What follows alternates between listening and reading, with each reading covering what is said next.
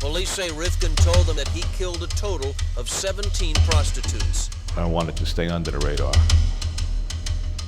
And there were guys like Berkowitz who announced to the world, hey, I'm out here, come find me. And I think the guy in D.C., the sniper, did that. This, in fact, makes him the largest serial murderer in New York State history. For nearly 4 years, one man terrorized sex workers in the New York tri-state area, killing and sometimes dismembering their bodies, then dumping them in and around New York City. Long Island native Joel Rifkin admitted to killing 17 women between 1989 and 1993. But why did it take so long for authorities to catch him? For Inside Edition Digital, I'm Sal Bono, and this is New York Gritty. We walked into a hellhole. I was there from 1991 through about September of 1993. And during that time, New York City experienced the most homicide. We had over 2,000 homicides in the city of New York in 1991. We had just about 2,000 homicides in the city of New York in 1992. And in 1993, we had again over 2,000 homicides in the city of New York. Crack, which came into New York City probably in 83, 84, really came into the village in 85. And that increased all the street robberies and burglaries, but mostly street robberies. You know, the village, I think before that, if you were going to buy anything, it would have been weed in Washington Square Park. But there was no violence, nothing associated with buying weed. When crack came in, violence came with it. While authorities were dealing with a high crime rate at the time, a sinister monster was lurking in the shadows. In 1989, the remains of a sex worker only identified as Susie turned up on a New Jersey golf course. She would be the first victim in a string of murders that police had a hard time pinning together who was behind it. Just 2 years after Susie's remains were found, another body was found floating here in the Hudson River. My partner and I, we were in a radio car and doing a day tour, 8 a.m. to 4 p.m. And we got a radio run for, I believe it came over to us as someone saw a box in the river and sticking out of the box were two legs. You know, we responded to the pier at Christopher Street, and NYPD Harbor Unit also responded, and they retrieved the body from the river and brought it up onto the pier. And there were detectives there, and I think the fire department might have been there at some point. When the discovery of human remains was made, what was your reaction to that?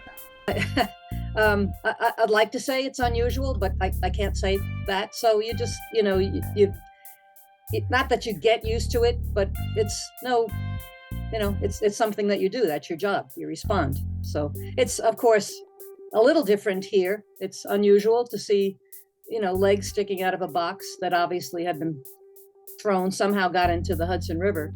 That was a little odd, yeah.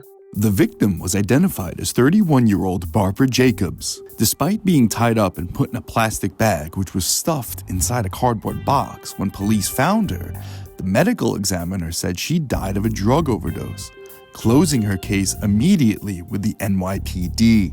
It was something that Dee Dee still, to this day, cannot understand. Well, it's very frustrating, certainly, you know, especially because my initial reaction and the reaction of the other police on the pier that day was there's the potential that this could be a homicide, but if the medical examiner doesn't classify it as that, there's nothing they can do with that. You can't pursue an investigation for a murder if the ME himself is not saying it's a murder. So that was very frustrating. So it's not like the movies where you could just go rogue as the patrol officer and then, you know, start digging up and going to your sources? Not at all. Especially, you know, again, it's the 90s. There were significantly more murders than that, and many more street robberies. Violent crime in general was much higher than it is now. Somehow, the New York Times apparently found this out, and I found several articles that all said the same thing, that the medical examiner determined this to be an overdose, which really caught me quite by surprise. We pulled out a body that is tied up. She's tied up. She's in a plastic bag, and that whole thing is then tied up into a box, and it's floating in the river. Could it be an OD?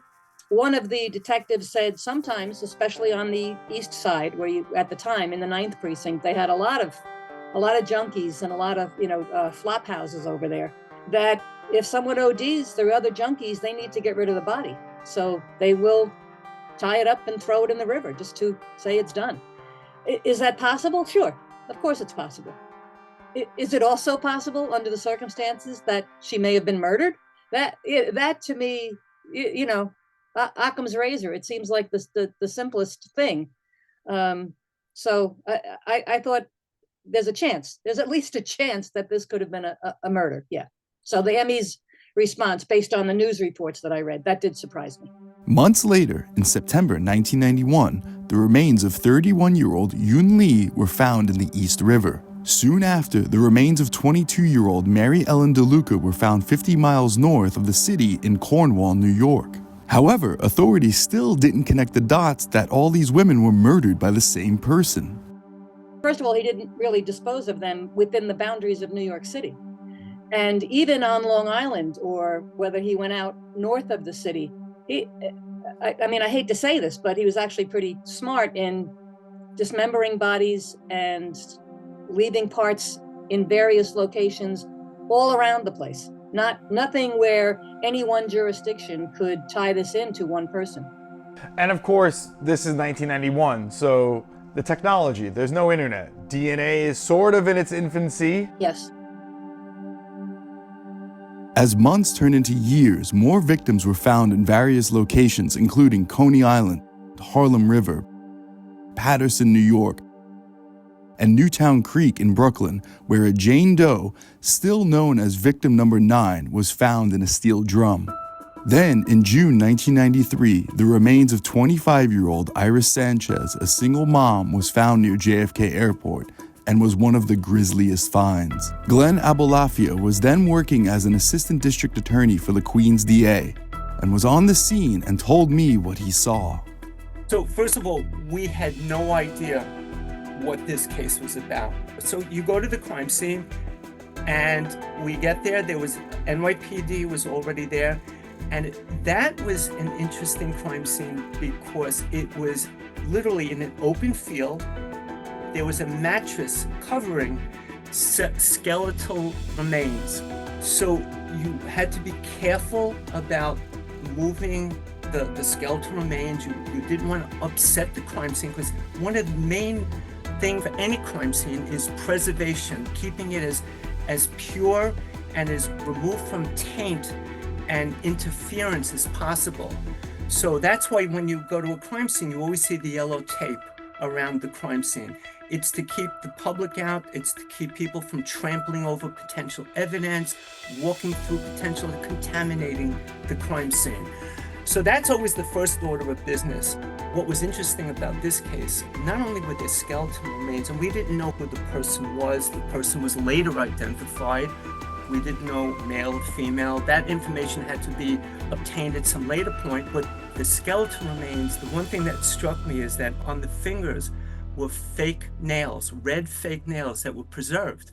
So there were these skeletal remains with these, where you would glue on these nails, and they were red, and there were 10 intact nails that were fake.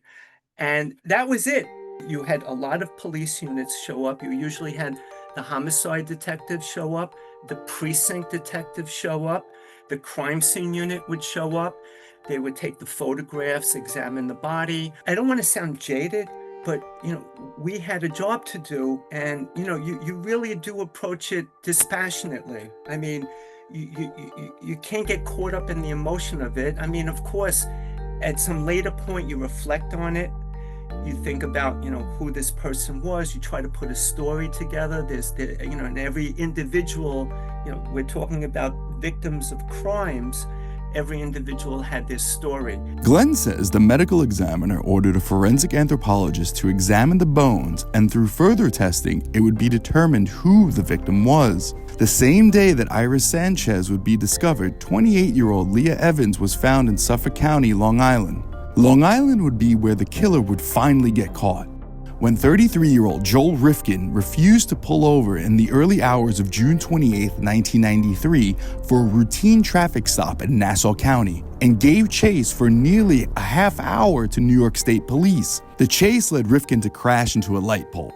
And that is when cops discovered the decomposing body of 22-year-old Tiffany Bresciani in the back of his pickup truck. Bresciani, who had moved to New York City from Louisiana to be an aspiring actress and dancer, was the girlfriend of punk singer Dave Insurgent of the New York hardcore punk band Reagan Youth. Weeks after learning of his girlfriend's death, Dave Insurgent would die by suicide overdose. Once in police custody, Rifkin confessed to the murders and gave grisly details of what he had done.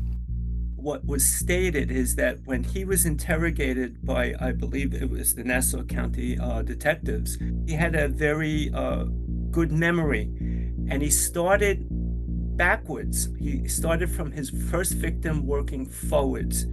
And I believe by the time he got to number 17, an attorney had called and said, stop questioning. So that's what we found out. And we found that out, and it's always, from a prosecutor's point of view, if you can get a statement, a confession, an admission of the crime, it certainly makes for a better prosecution. I met Joel Rifkin in college. We were both in the journalism department at the State University of New York at Brockport in the 1970s. I met Joel under very unusual circumstances. I was a senior journalism student, and I had arranged to get my very first paid assignment. I was going to cover a boxing match in Rochester, New York, for a newly created boxing magazine. And I went to the journalism department where I knew everybody because I was a senior and very active, in the journalistic activities there. And I asked if they could recommend a photographer. Brockport had a very well-known photography club. They got on the phone, they called this guy named Joel, who I did not know. He was a couple of years younger than me. I learned later that he transferred there just that year. Joel and I got to know each other on the way to Rochester. It was about a half-hour drive. And we talked about, the curriculum. We talked about our dreams and ambitions. I was getting ready to graduate. That previous summer, I had done an internship at the New York Times. So I felt, wrongly, as it turned out, that I would be almost guaranteed a job somewhere with a big city daily newspaper. So I was really willing not to settle for anything less. Joel told me that he was kind of bored with school and that he wanted to drop out after that semester. He didn't say that after that semester, but he was looking forward to either dropping out or finishing up, and he wanted to open up his own photography studio. And one of the things that he mentioned that really stood out to me was to show that he was an out-of-the-box thinker.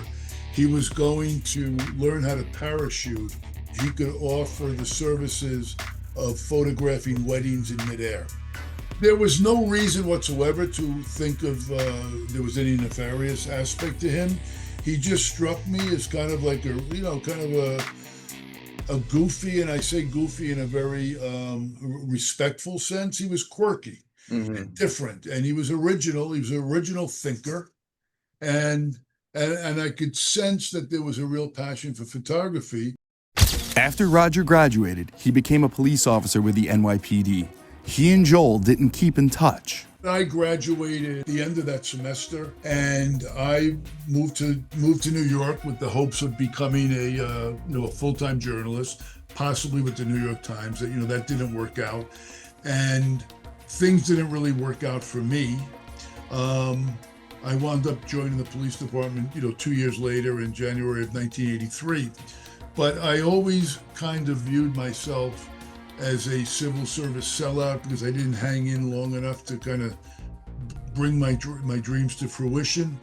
And Joel, who I had learned had dropped out after the semester in which we met, I kind of envisioned, him being so talented and so creative, I was under the impression that he was off, shooting for Life magazine or National Geographic or some, really significant publication, or even, freelancing, as a much sought after photographer. So I had this sort of imaginary fantasy of him. And the reason why I think he stayed in the forefront of my mind was because the first number of years that I was a police officer, I was kind of disappointed in my own career trajectory. So I was kind of comparing myself to what I imagined he might be doing. But obviously, I couldn't have been more wrong. As the news of Rifkin's atrocities made headlines around the country, Robert was stunned to learn of his friend's arrest. The first couple of days, they didn't announce his name because they were questioning him. So his name was not released to the public. I was actually, and I was very curious, it happened on Long Island. I was from Long Island. And I heard on the radio that they announced that the killer was finally going to be identified. And it was Joel Rifkin from East Meadow, Long Island.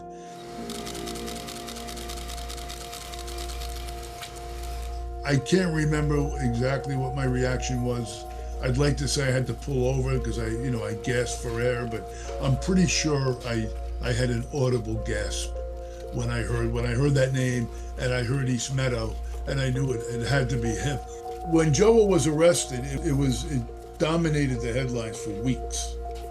And suddenly, all of these bodies were being unearthed. The state police say that in addition to the body found in Rifkin's truck on Monday, they've linked him to 2 bodies at 2 different locations in the Hamptons, to the killing of Anna Lopez in Brooklyn, whose body was found in Putnam County, to a body found in Harriman in October of '91.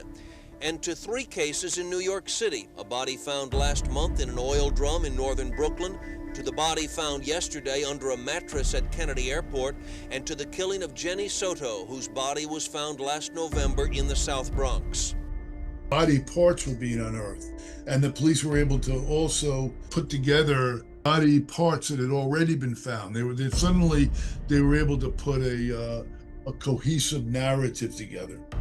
When Joel was perpetrating his mayhem in the late 1980s, early 1990s, there really was no reports of missing women. Because back then, all of the boroughs, the Bronx, Brooklyn, Queens, Staten Island, Manhattan, for all intents and purposes, they were like separate cities, completely separate entities. There was really no communication between any of them. There was no comparisons made to bodies that were found in each borough. They were all kind of investigated separately. And, that's all changed now. He would never have been able to get away with what he got away with today, with all of the interconnecting, communications. As to count 1, murder in the 2nd degree, what is your verdict? Guilty. As to count 2, reckless endangerment in the 1st degree, what is your verdict? Guilty. On May 9th, 1994, Joel Rifkin was found guilty of 2nd-degree murder on the death of Tiffany Bresciani. He subsequently pled guilty to 2 counts of murder in the 2nd degree in Suffolk County and 1 count of murder in the 2nd degree in Queens County, and would eventually be sentenced in 1996 to 203 years to life imprisonment in New York State. Judge, before you stands Joel Rifkin, who is perhaps the most prolific serial murderer in the history of New York State. Mr. Rifkin is a person who was foremost in the mind of the state legislature when they recently passed a death penalty, which unfortunately cannot be applied to him. He has already been sentenced for other murders in this state in excess of 175 years. This court can, and the people would urge it, to add 26 more, putting him over the bicentennial mark. Mr. Rifkin shows no remorse for his crimes. Mr. Rifkin killed for sport. During his sentencing, the sister of Iris Sanchez, Carol De Leon, spoke and gave an impact statement. I speak here today for all the silent voices who are no longer here with us, for my family, as a sister. I ask this court to give Joel Rifkin the maximum the maximum sentence allowed by law. Rifkin also spoke. He expressed remorse. To the families who are here today, to those who cannot be here, I want you to know that I am sorry for what I have done to you and your daughters. I will go to my grave carrying the deaths of these innocent women with me. Some of you believed that I felt that their murder was in some ways justified because they were prostitutes. This is untrue. I never felt that way. Some of them were my friends and were kind to me. My victims were people with dreams and families. Some of them had children of their own. What I have done can never be forgiven, but I ask you to believe me when I tell you that I will never understand the part of me that caused me to do these terrible things to your children. Not only will I go to my death reliving these horrors, but I will go there never knowing why I did them at all. You all think that I am nothing but a monster, and you are right. Part of me must be. Once in prison, he and Robert reconnected, as his former college friend wrote the book, From the Mouth of the Monster, the Joel Rifkin Story. Joel was very forthcoming with me. It was certainly very unusual to see him. He had very long hair, a long beard. He had put on a lot of weight. He was shackled, hands and feet, but they did remove the shackles. And I remember he plunked himself down and he said something like, something warm and charming, like, how did we get here? Something kind of that got a chortle out of me. And I knew just from that opening that it was going to be easy to speak with him. Mm-hmm. So we started off, we reminisced a little bit about the boxing match, about Brockport, about the cold.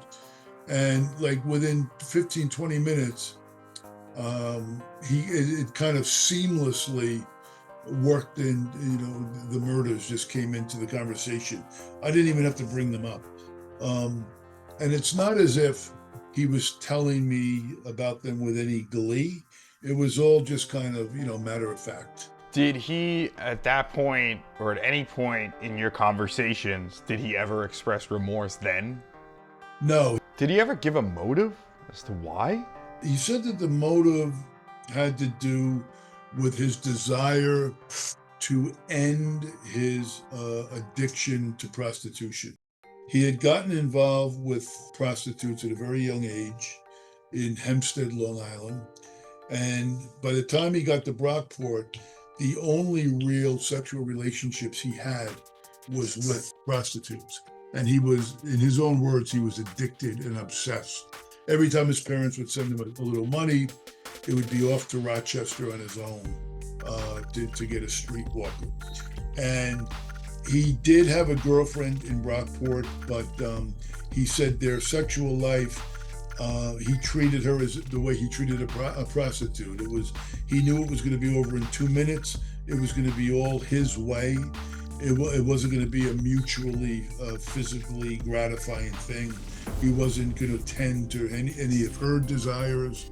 It was just like all business. And he desperately wanted to end that cycle. But that was coupled with the fact that he, in 1972, when Joel would have been 13 years old, he had seen a Alfred Hitchcock movie called Frenzy. And it's about a serial killer going around London, and he strangles women with neckties. And Joel said there's one graphic scene in the movie that became masturbatory fodder for him for years. Every single woman that he was with, that he paid to be with, that was the fantasy he utilized while he was with them. He says after a while, his urges and the money he was spending, he just wanted to rid himself of this addiction. And he said that he, after he killed his first one, he thought that maybe that had done the trick, and that he would no longer embark on these seemingly like endless, going out on the strolls, and not always just picking them up, but just going out and viewing what was out there, which is something he did like almost every night. Inside Edition weekend anchor Mary Calvi was one of the first journalists to interview Rifkin behind bars for television for WCBS News in 2011. At the time, bodies were being found on Long Island that we know now as the Gilgo Beach killings. People were wondering whether the victims may have been there a lot longer, and could they have been the victims of Joel Rifkin. Our mission was to find out whether those victims may have been his victims that may have been there all those years.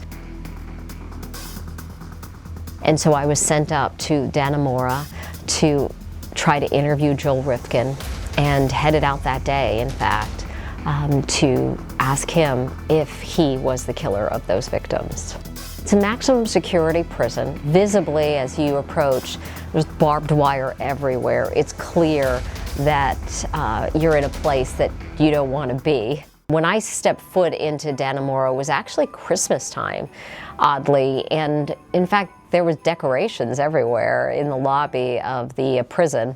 And so I was quite surprised by that and taken aback by it, especially knowing who was in that prison. I mean, you're talking about the worst criminals in New York.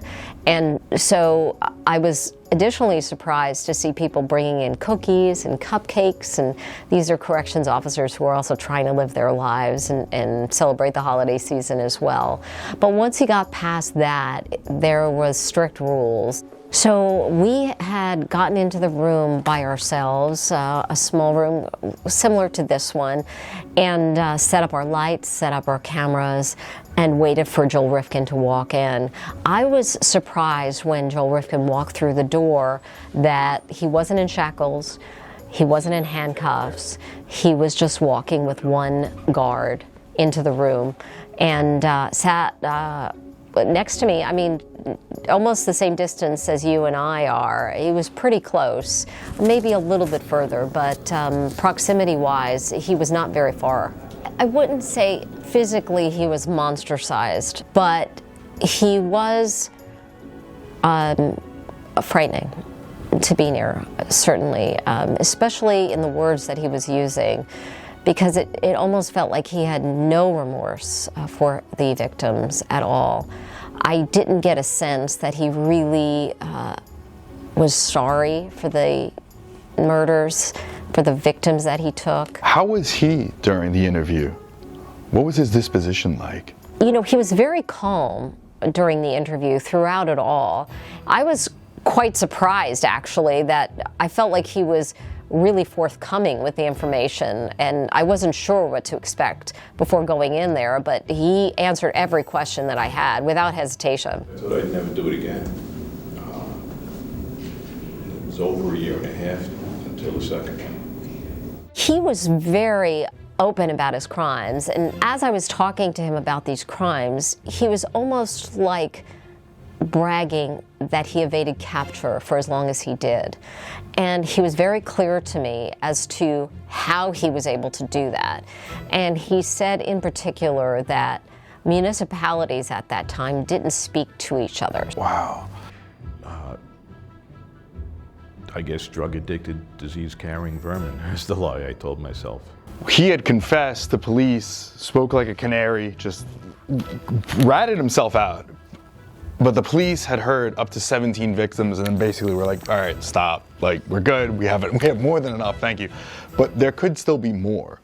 So when you went up there to interview him about Gilgo Beach, did he claim any of those cases? Or did he make the correlation that, like, actually this is me? Or did he want to, or was he upset that there might actually be someone that could outdo him in the most disgusting fashion? He brought that up, actually.